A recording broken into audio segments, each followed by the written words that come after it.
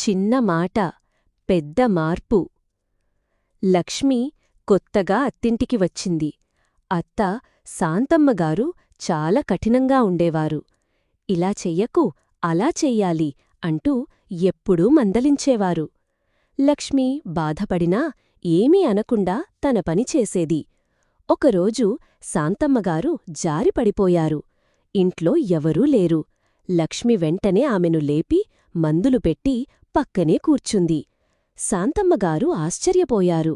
నేను నిన్ను ఎంత మందలించినా నువ్వు మాత్రం నన్ను ఇంతగా చూసుకుంటున్నావే అని అడిగారు.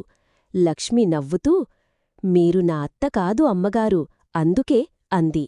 ఆ మాట విన్న శాంతమ్మగారి మనసు మారిపోయింది. ఆ రోజునుంచి మందలింపులు తగ్గి ప్రేమ పెరిగింది. నీతి: ప్రేమతో మాట్లాడిన ఒక మాట సంబంధాలను మార్చగలదు.